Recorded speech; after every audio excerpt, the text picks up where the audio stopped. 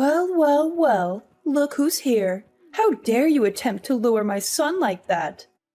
A girl from the countryside, lacking a proper education, dares to envision marrying into my family? Do you genuinely believe that someone who works as a hired dishwasher, stuck at the sink all day, can become my daughter-in-law? Can you explain to me what you bring to my son's life that justifies him throwing away his promising future for you? Hello, Skylar. I'm a bit confused. We only just met for the first time. Why do you hold such animosity towards me? Besides, I only came to greet you as Kai's girlfriend and never mentioned anything about marriage.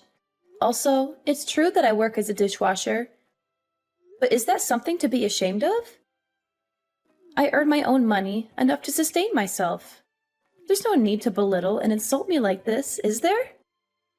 Oh, you still have the audacity to be here and preach about life? How dare you be so disrespectful to me? Who granted you permission to address me like that? Refer to me as Miss Johnson and show me the respect I deserve. What an uneducated girl you are. Are you actually proud of your menial job? How much do you earn in a month? Is it sufficient to indulge my son in the lavish lifestyle he deserves? Or is it the other way around? Are you still asking my son for money to cater to your own needs? Of course. Looking at the outfit you're wearing today, it must have drained a considerable amount of my son's bank account, right? Let me tell you, my son might be blinded by your facade and fail to see your scheme to exploit him for his wealth. But I'm different. You won't deceive me so easily. I apologize, Miss Johnson. I must have misunderstood when we first met. You did indicate that it was fine to call you Skylar. However, there appears to be a miscommunication. Since the time I've known Kai, never once have I asked him for gifts or money. And this dress I'm wearing is a birthday gift from him. You're such a naive girl. I only said that you could call me Skylar because I believed you hailed from a well-off family or at least held a respectable job. Discovering that your parents are simply farmers doesn't change my opinion of you as a mere working-class individual. Oh, I see. You're a dreamy country girl aspiring to find a handsome and charming guy in the city, right? You plan to gradually take over my son's possessions, the entire house, and eventually bring your parents here while kicking me to the curb, don't you? I've figured it out now. And that dress you're donning is the proof, isn't it? I'm having trouble grasping your point. Why would I resort to such deceitful tactics? While it's true that my family isn't swimming in wealth, my parents always emphasize kindness and decency. Moreover, the idea of relocating to this bustling city has never crossed my parents' minds. So your concerns and somewhat delusional assumptions are unfounded. In reciprocation for the dress Kai gave me, I used half of my monthly wages to purchase him a fine watch. A fine watch, you say? Do you think I'm a fool? I'm certain it's just a discarded timepiece you stumbled upon and got fixed for a few bucks. Or maybe you even pilfered it from customers at your restaurant. I know money-driven girls like you would surely opt for the cheapest options. You claim I'm concocting scenarios and weaving tales. Who do you think you're fooling?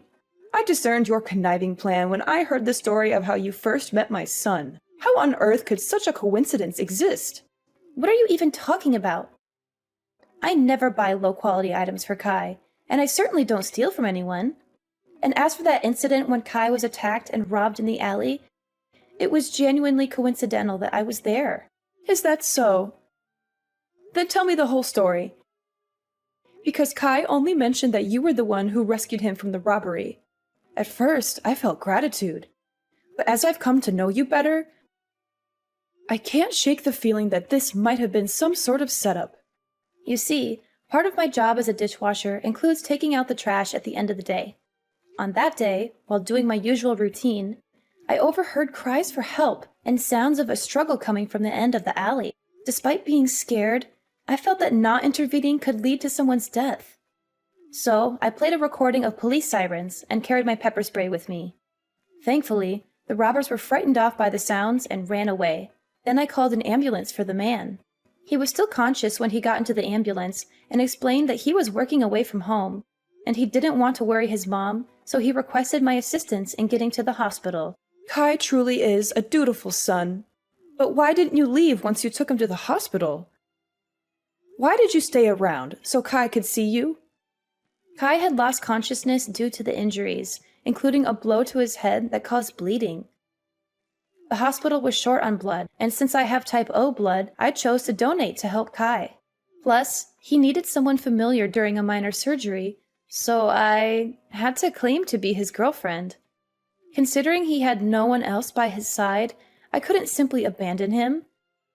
Thus I stayed and cared for him for several days.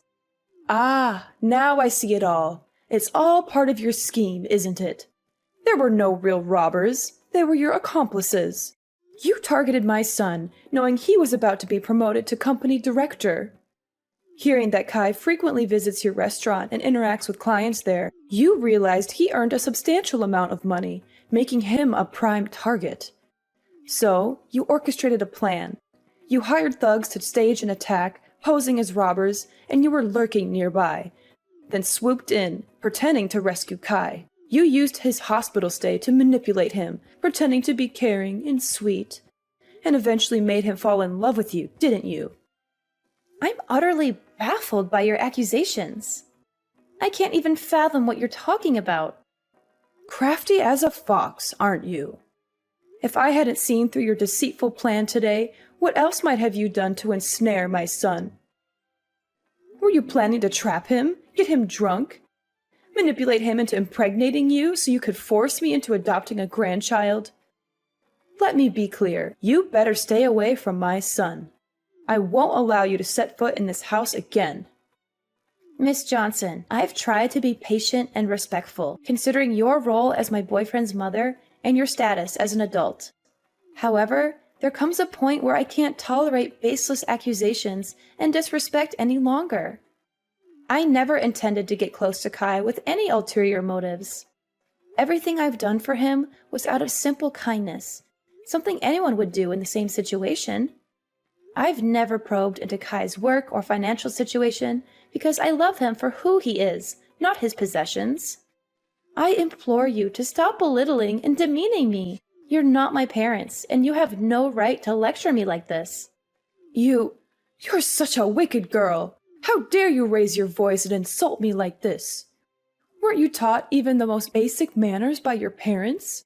I can't believe my son is so blindly in love with you, refusing to end this relationship no matter how much I advise him. So, I suppose I'll have to pay a visit to your parents and ensure they properly re-educate their daughter. You really shouldn't speak so ill of my parents, especially when you're acting just as uncultured. If you want Kai and me to end things, have that conversation with your son. Don't bother me any longer. While I do love Kai deeply, enduring this baseless slander isn't worth it. I'd rather forsake love than endure this unjust insult. Ah, now I see. How foolish of me. How could I expect someone as money-driven as you to relinquish your dreams of wealth? Well then, let's try a different approach. Let's both take a step back. I'll give you a sum of $20,000, and in return, you'll break up with my son and go find another affluent man to latch onto. Think about it. The current situation is tense for both of us, right? My son will be irritated and resentful that I'm thwarting his so-called true love, while you won't manage to secure any of this family's assets because I'll make sure they're kept out of reach, via salaries and property ownership papers. So, why don't we strike a deal and find the best path forward? Isn't $20,000 a generous offer? Just imagine how many dishes you'd need to wash to earn that much money. Have you even read any of my previous messages? Why do you always assume that girls like me from the countryside move to the city just to snag a wealthy husband? Do you believe money can manipulate me?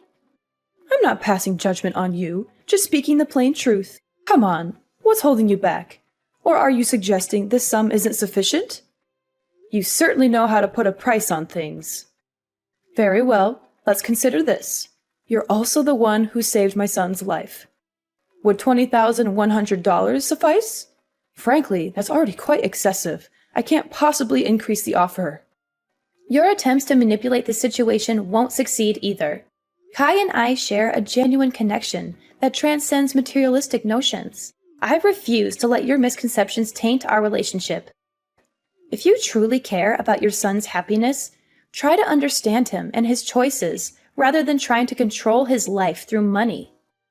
Oh, spare me the self-righteousness. It's clear you're more interested in my son's wealth than you'd like to admit. My offer is more than generous, considering your background.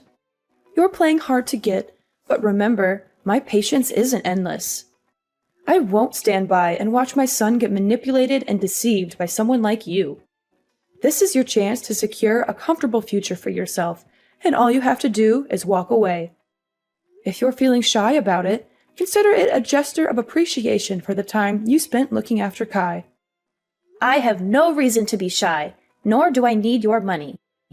My actions were driven by care for Kai, not some ulterior motive.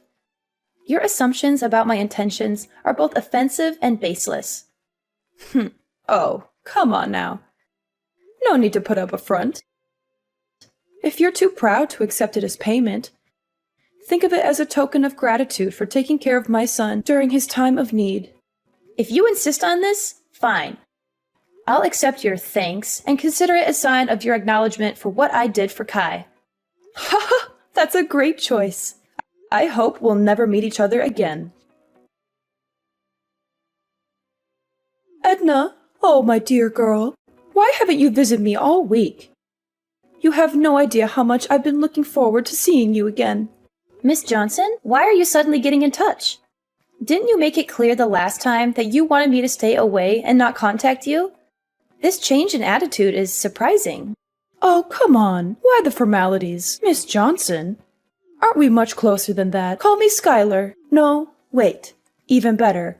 Call me your mother-in-law, my lovely daughter-in-law. Over the past week, I've been reflecting a lot on how I misjudged you. I've heard stories about your kindness from Kai, and he's quite upset with me for the way I treated you. After much consideration, I realized that you're the daughter-in-law I've always wanted. Miss Johnson, are you being sincere? I'm finding it a bit hard to believe all of this so suddenly. Edna, Skylar, please.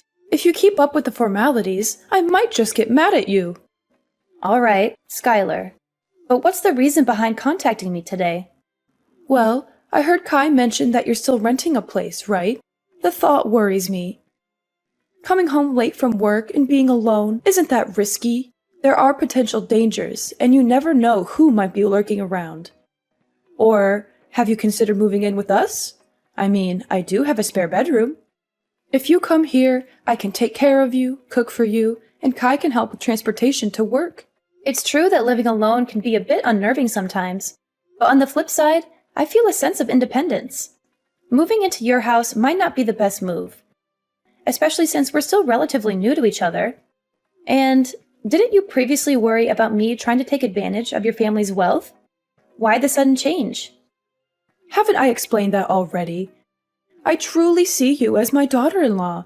You know, Kai is my only son, and I always wished for a daughter-in-law I could love like my own.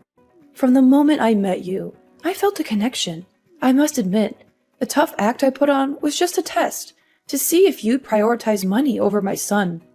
But now, I'm convinced you're a wonderful girl, a perfect match for my son. And remember, sooner or later we'll all be one family, so there's no need to be shy. I still sense some uncertainty in all this. Edna, let's put aside what I said before. It's something all mothers do, just a protective measure to ensure their child's happiness. Trust me, Edna, and don't worry about my earlier words. Move in with us, with me and Kai. Do you know how much it pained me to notice calluses and roughness on your hands when I touched them? Living on your own, you might not be taking the best care of yourself, right? Besides, you've mentioned your love for Kai before. Wouldn't you want a more committed relationship with my son? Skylar, I appreciate your apparent change of heart and your offer, but I must admit, this sudden shift in attitude raises some suspicions. I need time to process everything. Don't be so cautious, dear. This is an opportunity for you to secure a better life. You'll be embraced wholeheartedly into the family. Now, on to another matter. You've won a fortune, Edna. What are you still doing, toiling away at your job? Why not indulge in the luxury your winnings can offer? Hold on, what are you talking about? What winnings? Stop the act. I'm not in the dark anymore. I overheard Kai talking to you yesterday. About the lottery. You won, didn't you? Ah, that's what this is about. Yes, it's true. I won the lottery. I knew it! I had a hunch about your potential. And you snagged the jackpot. Let's see. Over $100 million, even after taxes, you're left with around $60 million. Am I right? Incredible. That sum could secure a lavish life for my son and me. So, have you collected your winnings? Not yet. I'm planning to do that this weekend.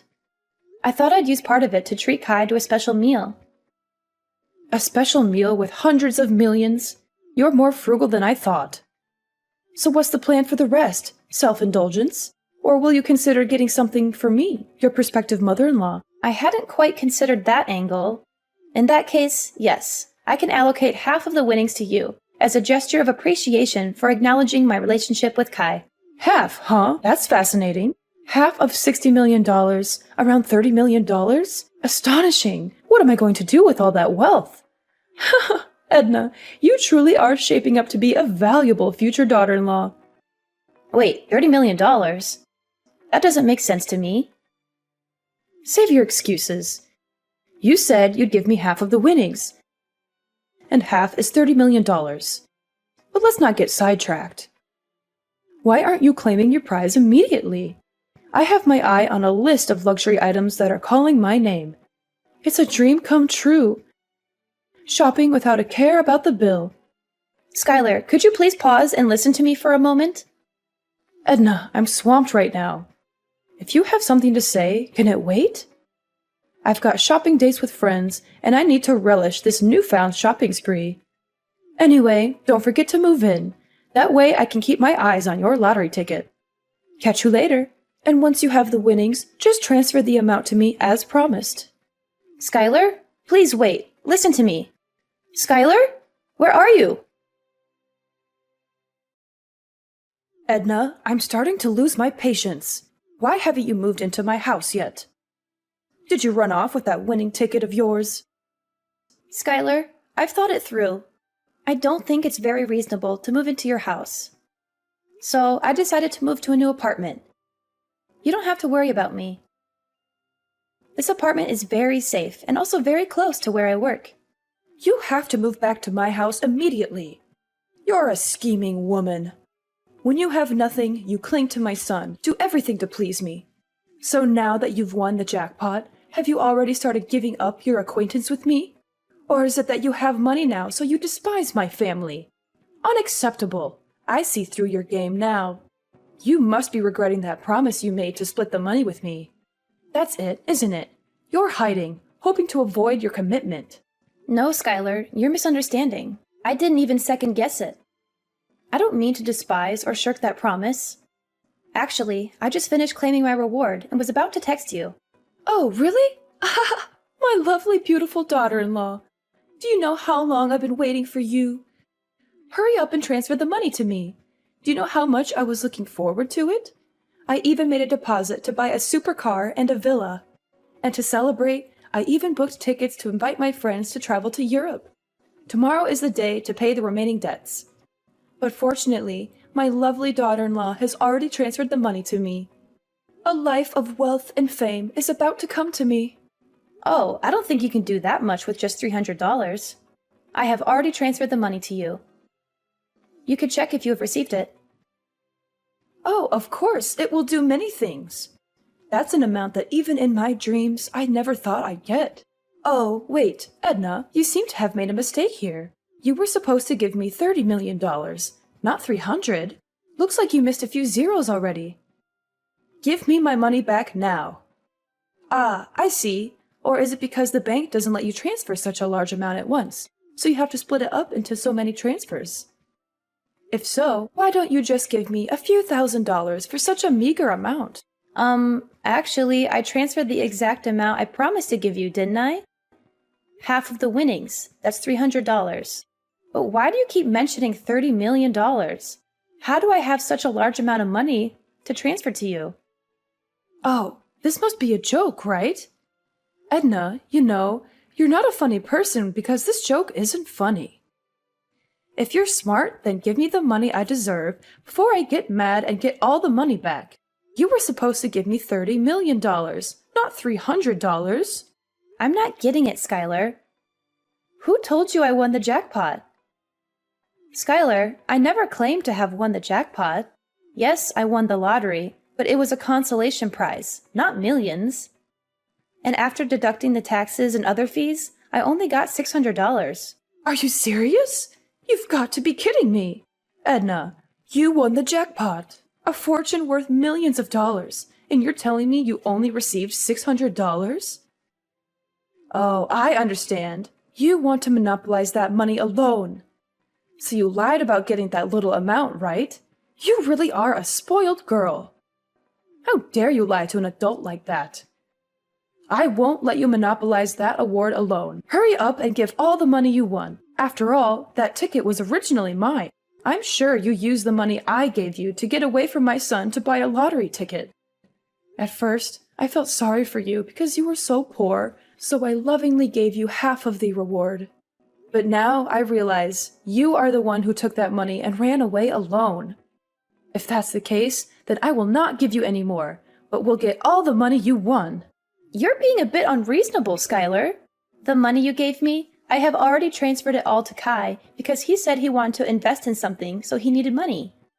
And since I don't need that money, I don't want to keep it either. Oh, now you're trying to twist the story.